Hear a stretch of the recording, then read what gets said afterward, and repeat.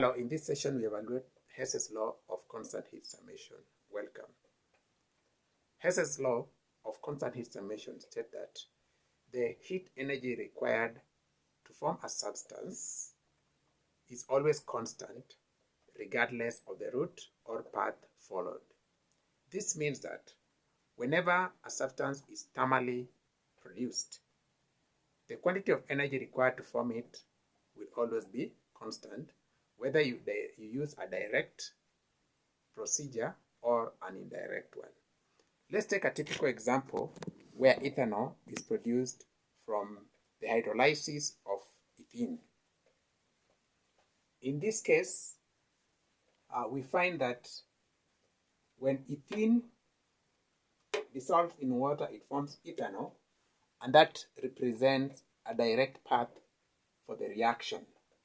So if you will allow me to represent that, simply we say this is a direct path.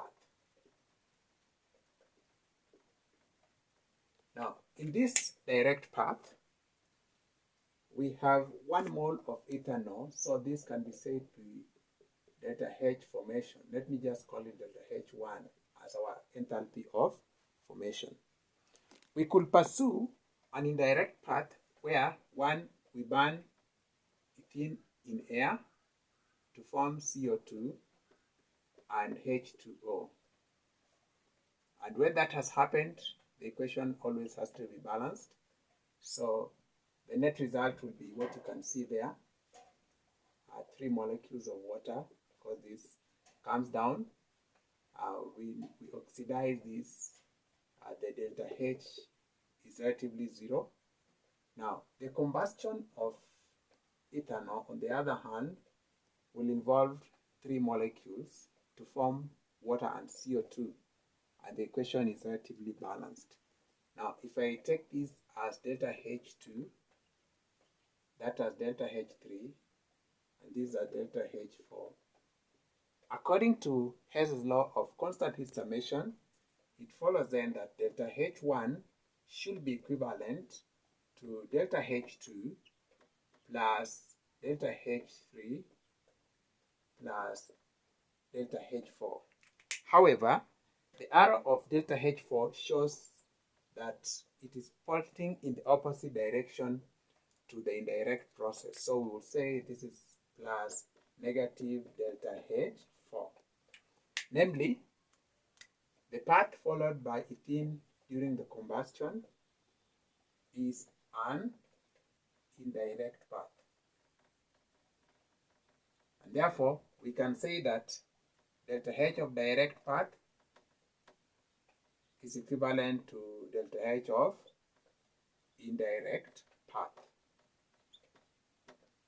So we are going to substitute the expressions with the real values and see what is the overall enthalpy of formation of ethanol by the combustion of ethene. So what we do at this point, we take values. We are given here is 215, that is 0, and we are given 1140, this is 1140 kilojoules. So by substitution we have delta H formation, which is delta H1, is equivalent to 215 plus 0, that is the enthalpy 1, 2, and 3, subtracting 1140. And when we do this computation, what we have is simply 215 minus 1140, and that gives us negative 925 kilojoules. So this negative 925 kilojoules represents the enthalpy of formation of ethanol from the combustion of ethene.